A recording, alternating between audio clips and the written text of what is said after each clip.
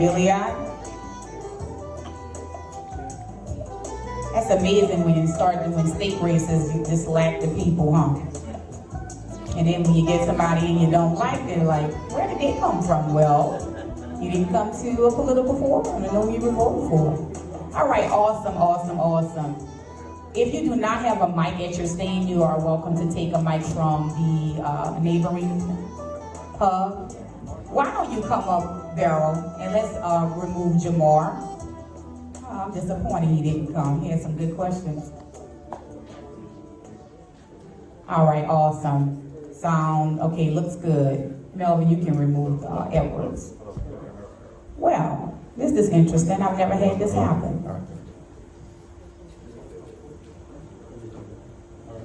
All right, so here we go. Welcome, welcome, welcome, all of our U.S. Senate race candidates. Thank you guys for being heroic and answering the call. That says a lot for you. I can tell you that we do have people viewing on Facebook, so just keep that in mind. And so one vote can make a difference, right? Yes, it can. Okay. So with that being said, Mr. Billiard, I'm glad you disagree with me. You served in the U.S. Marine Corps, and thank you for your service. And on ballotready.org, I read your stance on the issues of guns, and I quote, "The government's answer to our high crime rate, and especially gun crime, is to create more laws. This is counterproductive." Explain why you consider it to be counterproductive. Well, the key word you said was laws. Laws only affect those who are willing to abide by them. So if you create a new law, the only one that is going to affect is the person that's going to follow the law. The criminal that has already broken the law doesn't care what the law is. So it's counterproductive in you tying the hands of the law-abiding citizen without any repercussion on the person that is breaking the law. We don't need more laws. We need more aggressive and punishment on those that break the law. Now, so I agree with what they said earlier about the prison reform, and it should be more rehabilitative in the first. But I have a whole policy on prison reform that can be gotten. But the key to this question is that it's counterproductive and because you are trying to affect the wrong side of the argument with a solution against the problem part of the argument. So in order to address the problem of guns, creating a new law to eliminate my ability to obtain one does nothing to break the cycle of the person that is already breaking the laws that are in place. So I hope that answers your question. Thank you. Good answer. Zan, how are you? Hey, wonderful. Well said, bro. Completely agree. And Thank you for the encouragement, Mr. John. yeah, I completely second that, yeah. In reference to coronavirus, Yes. you said, and I quote, "Too many people are being adversely affected by being required to stay home and wear masks, and if they do go out into the public. Government has shut down businesses and even limited churches. Education is being reduced to online as early as elementary school. Freedom is being systematically removed by the government, and we need to stop them." Can you elaborate on what you mean specifically, freedom? I said that's from a website or something? Yes, it is, sir. Okay, cool. I don't remember that well. Okay. What I can tell you about that is we have to think about what we're giving up for what we're getting. And just like Beryl, I'll piggyback off that last point that he made or that you brought up. We don't need more restrictive laws. And also, too, these mask mandates have no end date. And it's masks now, vaccines later. This is what's called a lockstep. And the UN has referred to this many times. And this is a systematic, this is a slow kill. I'm talking getting rid of our rights. Okay, that way we were ushered into a control system. So I don't want to see any of this happen. A real pandemic is when there's tons of people stacked up on the sides of roads and mass graves, things like that. So this notion of pandemic has changed. The very definition of pandemic has changed this year. And the people or the group that is trying to remanufacture the term of pandemic is the UN, NIH, and CDC. The CDC, I will say, is a privately owned for-profit business, and you can buy stock in it. So thank you. Thank you. Yes, ma'am. Peter, how are you? I saw your Zoom call and I thought it was pretty interesting with Ms. Hollins. Yes. Thank you. Yes, you're a wonderful person. Let me ask you a quick question. Online, I read on validreddit.org that you stated right now people are fighting about masks, but they know it is not the real solution. What is the real solution to coronavirus as we know it today? Well, first of all, thank you for everyone who is here. I know it's been a long evening, and I appreciate the opportunity for each and every one of you to earn your vote this November. We need a coordinated solution to defeat this virus. We are the greatest country in the world. We are capable of coming together, of empowering faith groups, community groups to defeat this virus. That starts with an effective testing program so we know who is safe and who is not. So we have an opportunity to engage with our grandmothers and our grandfathers who may be sick and at risk. So I have a 17-day plan in which we would test 75 million people. We'd have contact tracing, you'd have a free hotel room if you were sick or under quarantine, so that we could drive down cases in this nation under 7,000 and open up businesses and schools for our children and to put people back to work. Thank you. Dr. Mendoza, how are you? Well, fine, thanks. Thank you. You have a strong stance on pro-life. I read on JustFactsVoteSmart.org that you stated, and I quote, "As a Christian, I do not believe in abortion, and as a father of the child, I would never accept it. My Native American Indian grandmother was raped by a European immigrant, but she did not have an abortion. However, if a murderer, thief, and sexual abuser and psychological sick man would rape my daughter or my granddaughter and her life is in danger, perhaps I would consider saving her life. Nonetheless, I do respect that it is your right to wear a mask or not to save or risk your life as a woman. I wear a mask." You remember that comment? Can you elaborate a little bit on that? To me, I'm a Christian. I believe in God. And I value life.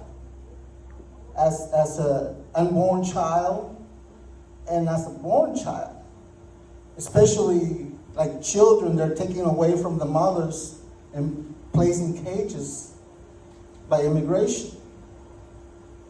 That's not being pro-life. Or letting people starve and die out of COVID-19.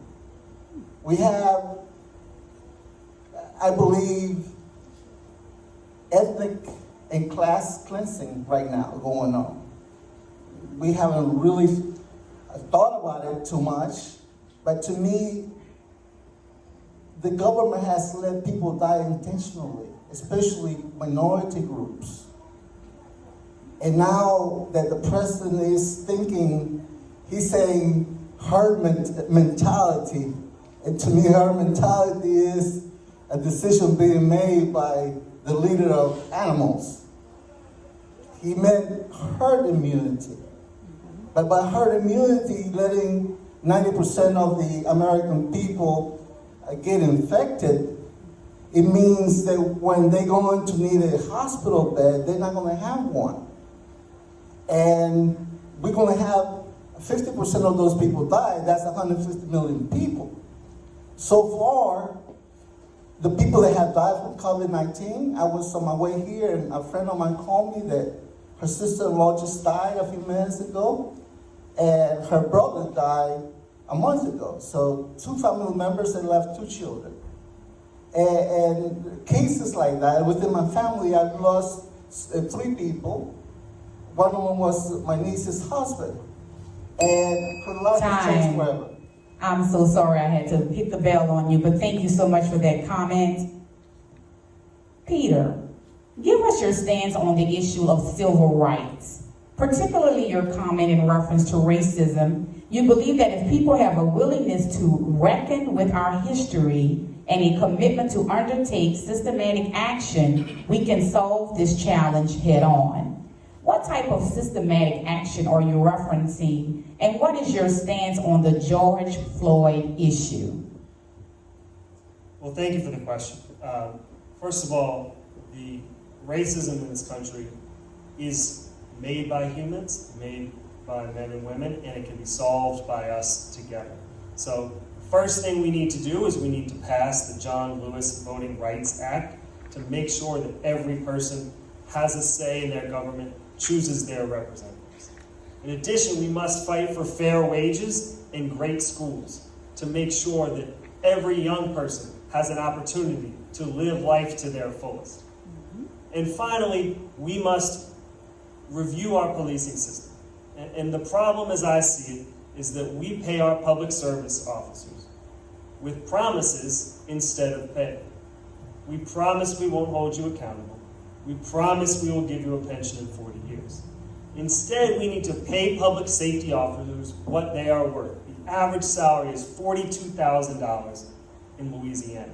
So when we can't hold folks accountable and we can't get the best officers to stick in the force and serve in our communities, that's the source of the problem.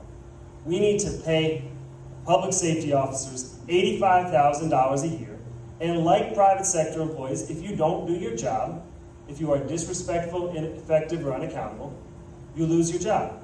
Every small business owner understands that. You don't do a job, you lose it. On the flip side, we are going to pay you what you're worth to do it.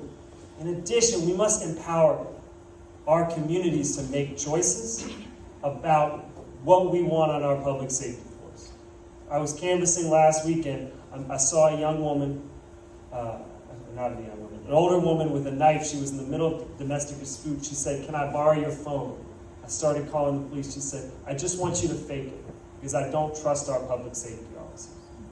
We need social workers on the force to respond to those calls, support people in crisis. Time. Thank you. Zane, Hey, yeah. what is your stance on criminal justice, public safety, particularly trafficking? When I worked with the U.S. Department of State Broadcasting Oversight Office, this was one of my areas that I had to research the stats regarding democracy in direct relation to trafficking. Human trafficking, am I correct? That's correct. Okay, yes, ma'am. Okay. Explain your stance on the solution on eliminating human trafficking in our nation and throughout our world. Sure, yeah. So, one, definitely we need to destroy this whole dark web. And I know that the ISPs lobby to keep it in existence. So that's one prong that I'd like to tackle. Also, two, a lot of things that we don't hear on the mainstream media is the fact that, Congress doesn't cut a check to the CIA or the FBI. They have to make ends meet their own way. So a lot of things that they do are clandestine operations and sex trafficking rings. And that's why the president is catching so much flack for trying to rain down on them. They don't want to be held accountable. So the way to end sex trafficking would be, in a broad sense, two main prongs before I refine further, which I don't have the time to do so, but destroying this whole notion of the deep web, and also clamping down on clandestine operations, especially the top level CIA, FBI leaders that run these rings. And you can also see on my YouTube channel, I've interviewed experiencers and people that have been in these rings and go into vivid detail about their existence. So anyone that thinks it's conspiracy, please speak to the experience, or please listen to the interviews I have with these experiencers and look at the emotion and look at the depth they go into, how they split hairs on people and places. It will make your spine chill, to say the least. It's a very real problem, and it needs to be stopped. And it's very sick, and it's something I'm very passionate about. I care deeply for our children. They're here to replace us, and we must make them better than us. Anyway, I know when I'm on a rant. Thank you. Thank you. Beryl, being a former U.S. Marine. Still a Marine. I'm sorry? I'm still a Marine. Oh, that's right. Marine, always a Marine. Yeah. Awesome, thank you. Explain to us, what is your take on regarding helping veterans transition back to civilian life?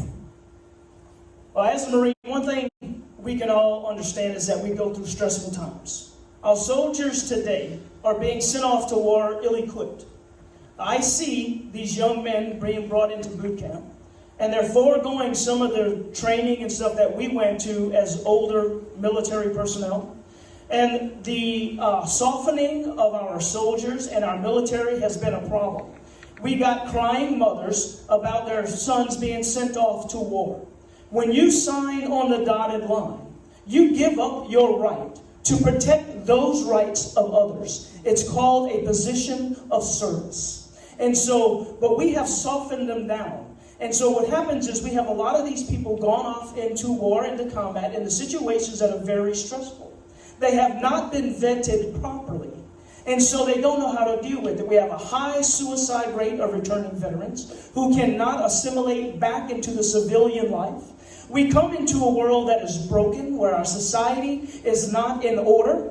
We in the military have order in everything. We know who we report to, who reports to us, what our job is, and what it is we have to do. We have a mission. And when we come into a world that is broken, and we come into a place that there is no order, then it is time that to face that reality.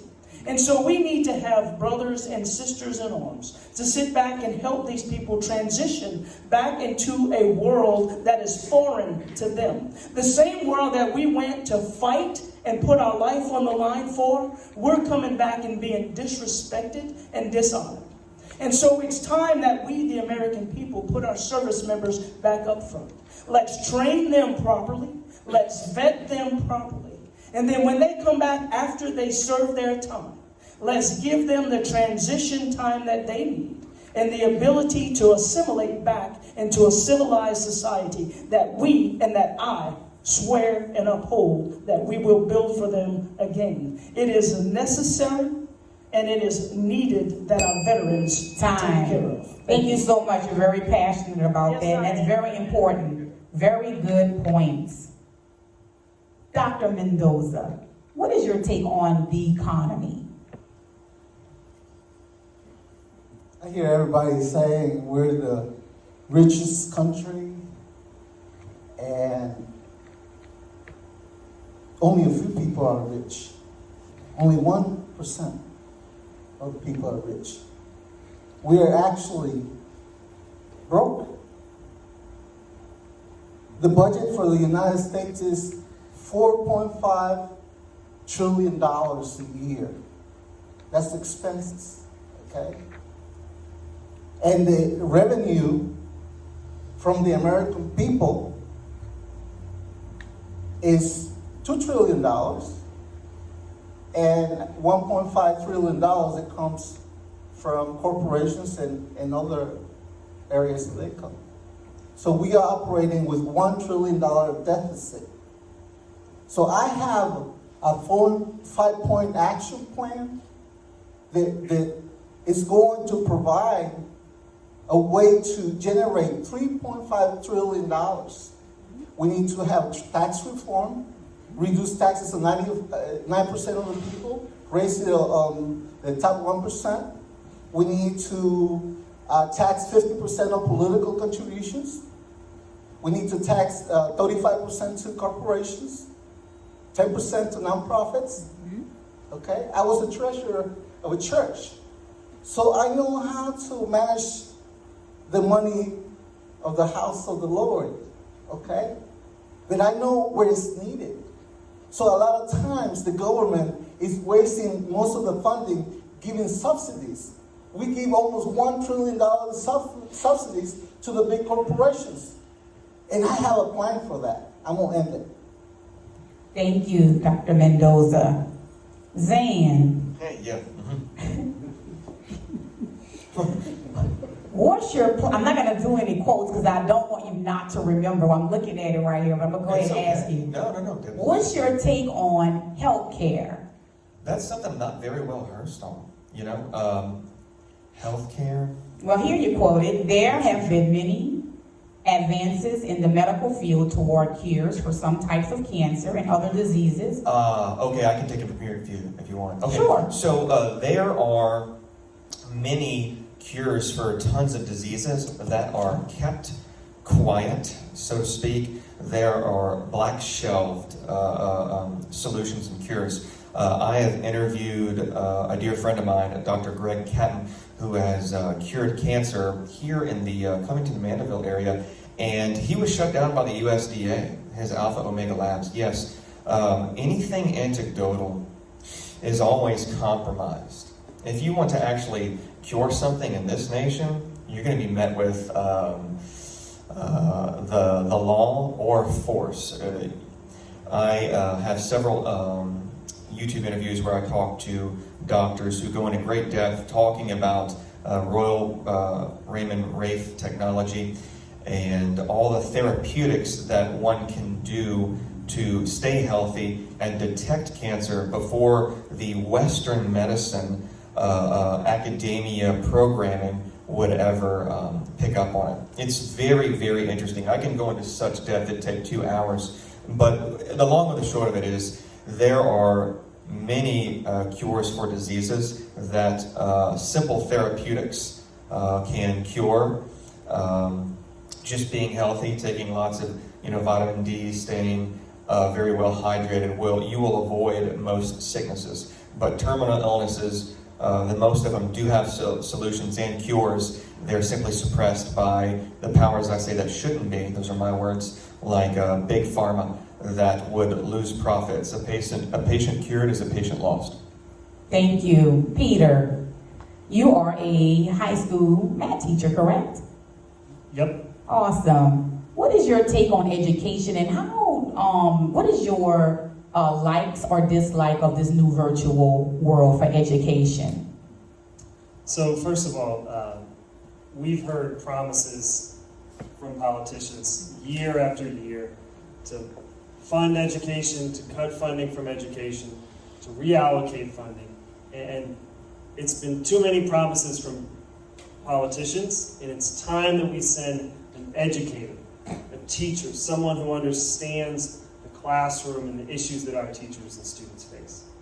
And early on in my career, a teacher taught me the difference between serving students and empowering students. Are you giving them things? Are you giving them knowledge? Or are you challenging them to find solutions and to work together?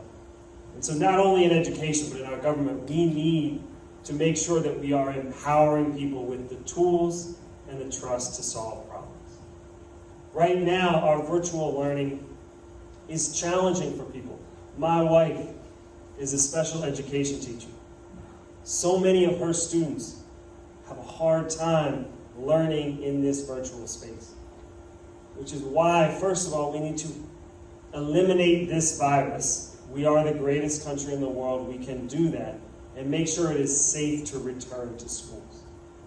In the long term, we need to invest in our teachers. We need to make sure that we are funding teachers at a higher rate in the areas with the highest child poverty rates. It just makes sense.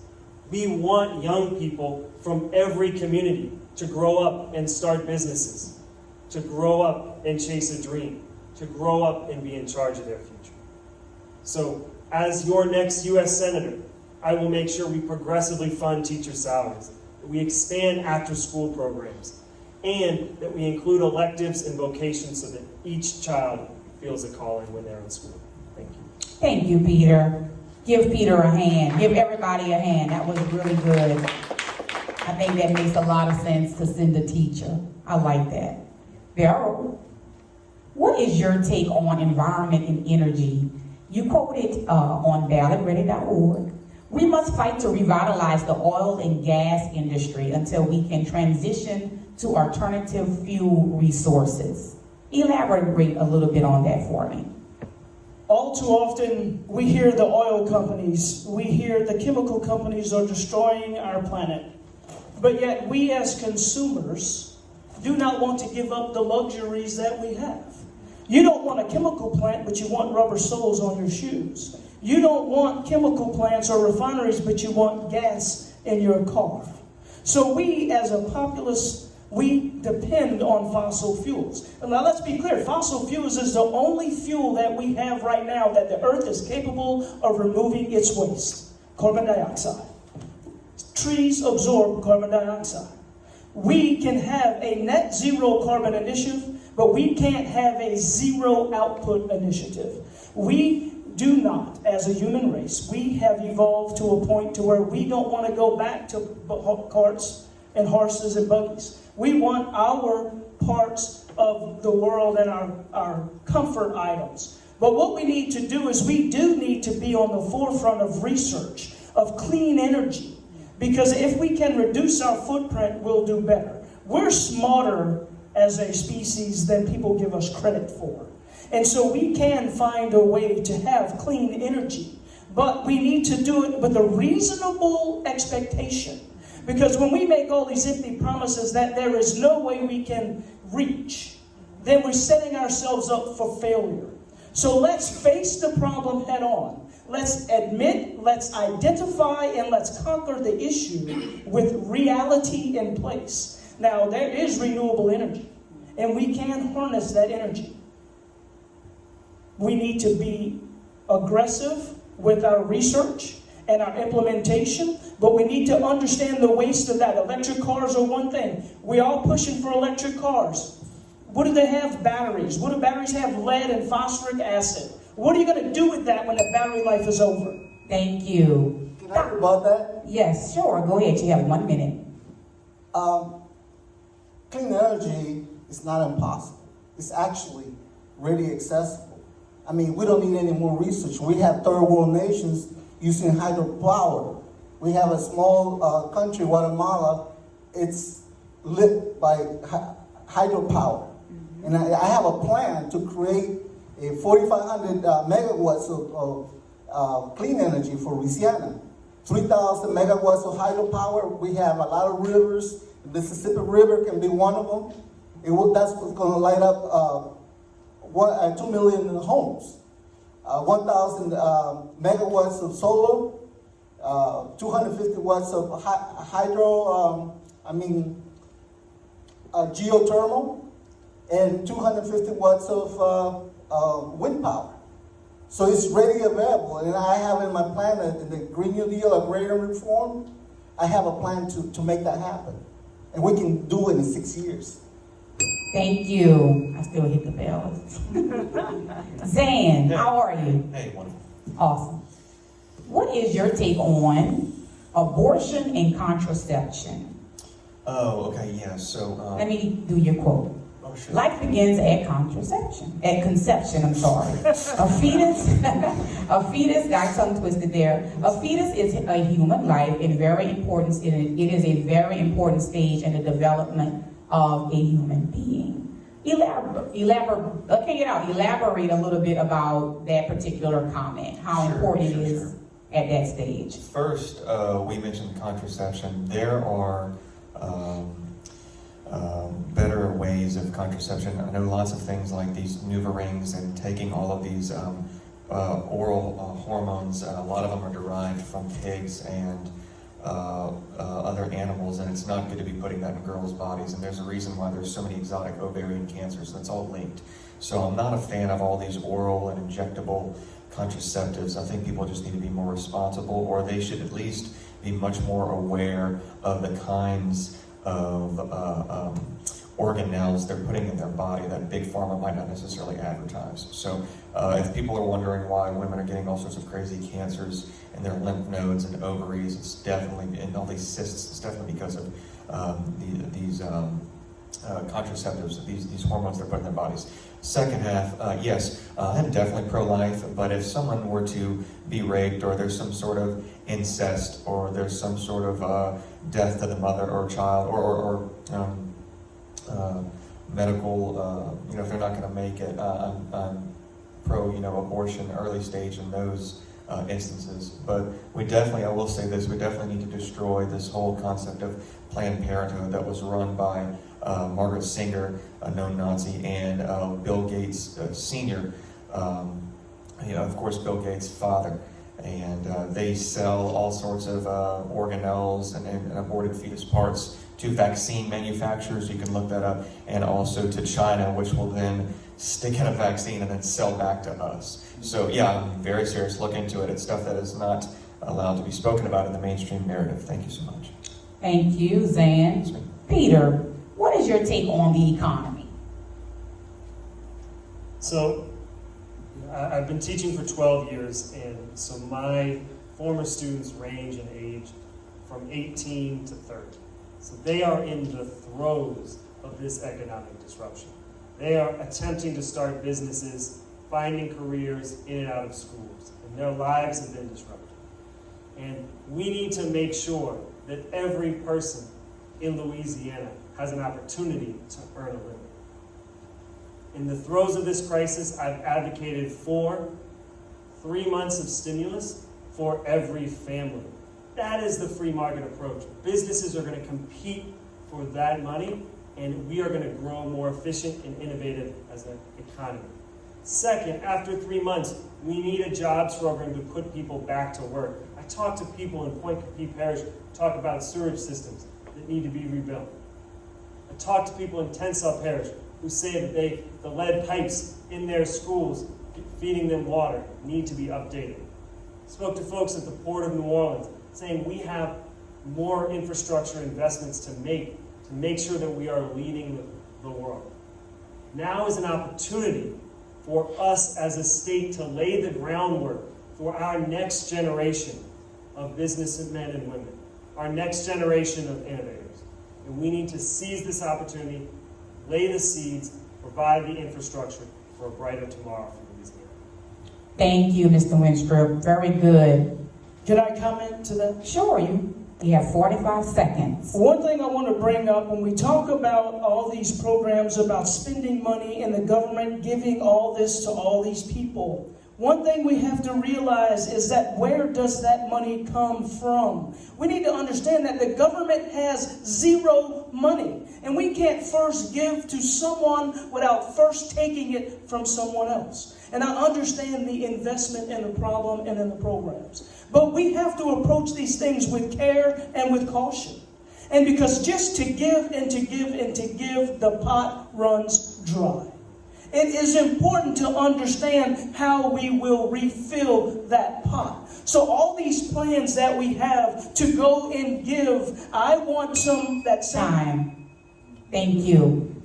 Zan, you were agreeing. You would like to rebuttal 45 seconds? No. I just second most of the points. I'm just a huge fan of them. That's all. Okay. No, I do appreciate the opportunity, but no, man, thank you so much. Thank you. Dr. Mendoza, would you like to comment, rebuttal 45 seconds about the economy again? We've been given for the last century to major corporations. They're the takers.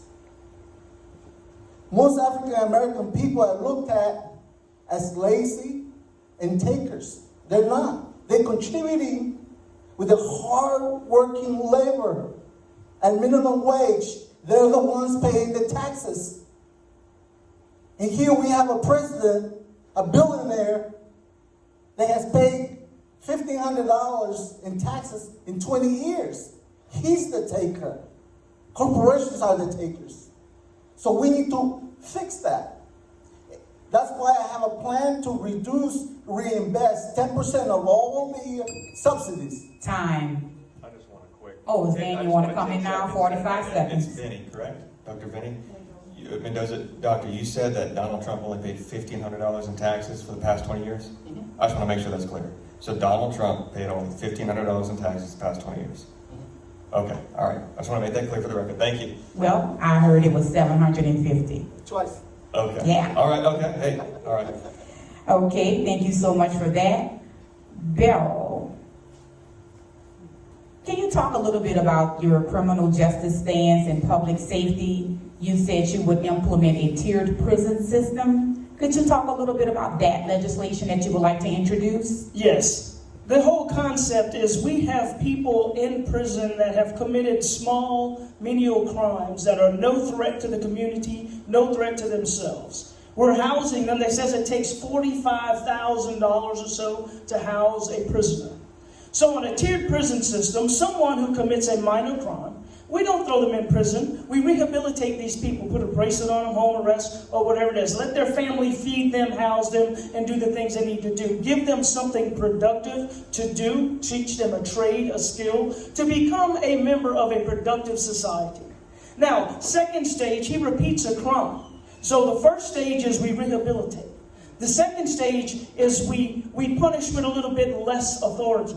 And then you come in. And then for repetitive crimes, then there's a tier 3 where it's actually true punishment. You lose your rights or privileges. And then on the final stage, it's prison with hard labor. And even up to and including capital punishment. If you haven't learned by the time you went through this first stage with your parents trying to correct you, to the second stage where the prison system's trying to reform you, to the third stage where you're truly punished for the crimes that you've committed, and then you end up in this stage, we have a problem. Now, I understand that we don't want to house more people than we have. And our priorities are upside down and backwards in our country right now. We have people who, not to say prison is a good place, but I know people that have personally committed a crime and go back to jail because they had it better off. They had 3 meals. They had a place to sleep. That's a problem. When you're better off in prison and you are out being productive in the community, it's a problem. We need to reprioritize our future. We need to put things in perspective as to what they are. We need to give people the ability to get themselves out of problems, but we understand that people do make mistakes. We've all made bad choices. We all did things we wish we could back up and do again. But Time. Thank you. Peter, what is your take on health care? So this issue is personal for me because my wife is a type 1 diabetic. And as such, if Senator Bill Cassidy, whom we're running against, were to get his way, she would lose her protection. We might not be able to get health care for her. And that's in addition to the hundreds of dollars we pay for insulin each month.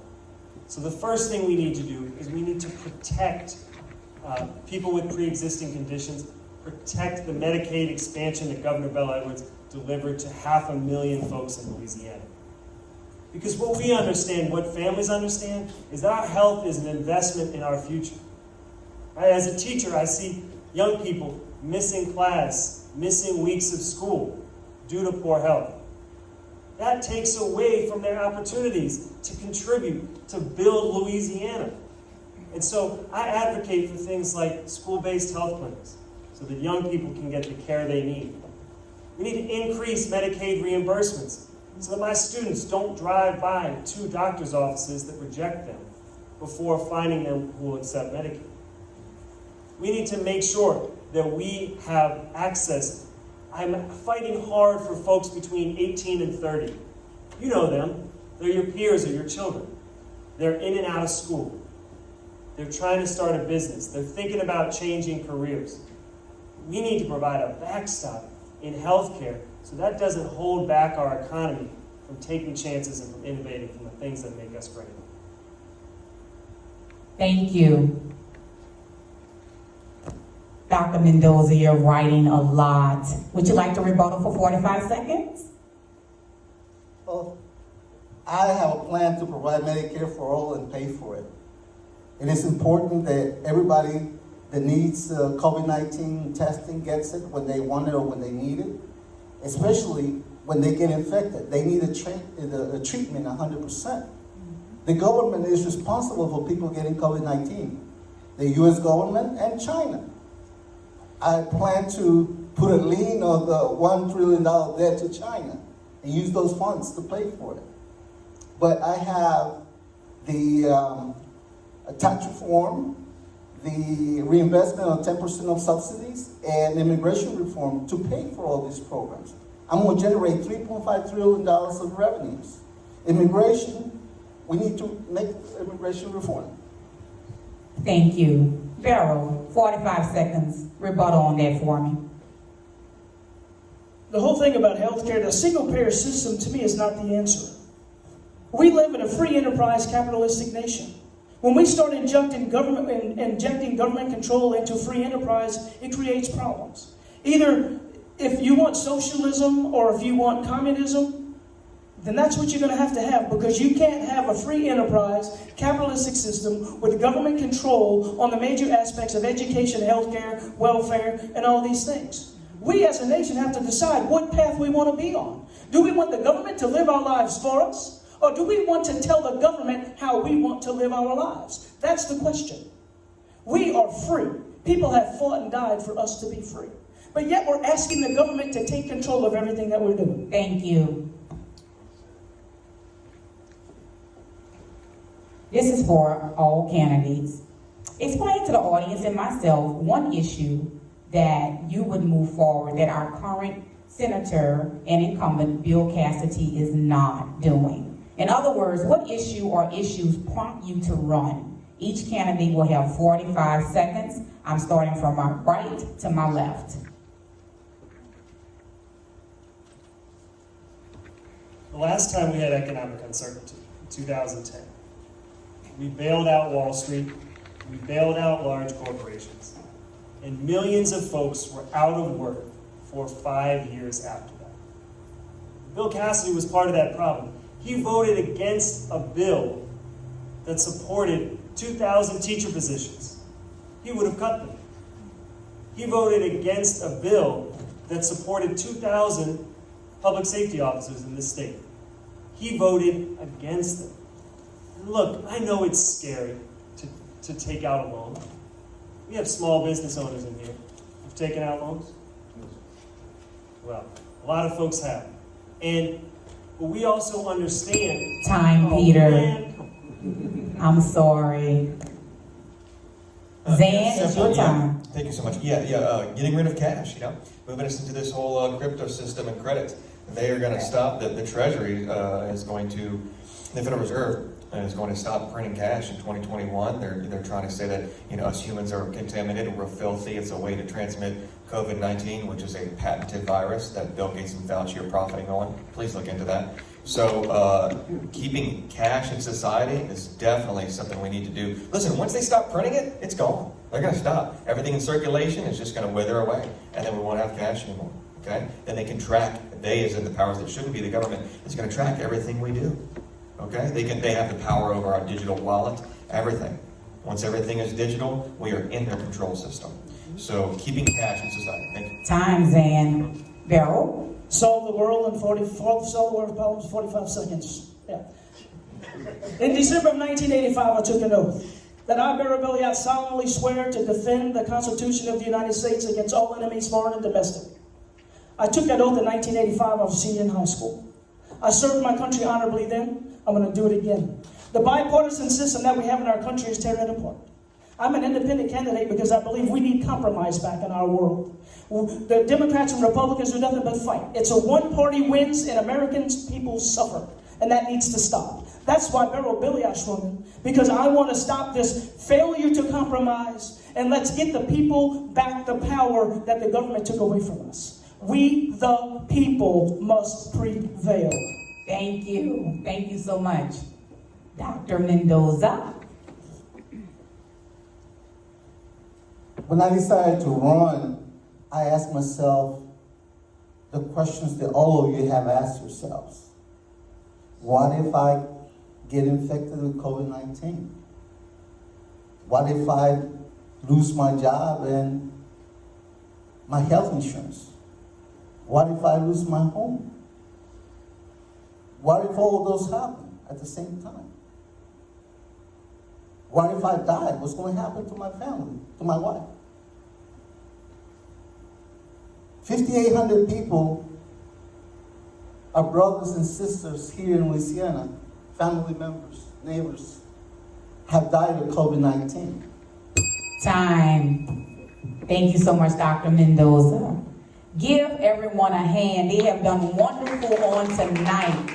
I say it was an absolute pleasure to meet you all on tonight. For the record, U.S. Senate incumbent Bill Cassidy was unable to attend due to the U.S. Senate Majority Leader Mitch McConnell resuming the 2020 legislative session in Washington, D.C. U.S. Senate candidate David Drew Knight was non-responsive after several attempts to extend an invitation. U.S. Senate candidate Adrian Perkins did not confirm participation after several attempts to extend an invitation. U.S. Senate candidate Melinda Mary Price was unable to attend due to a personal matter. U.S. Senate candidate Dr. Aaron C. Sigler was unable to attend due to a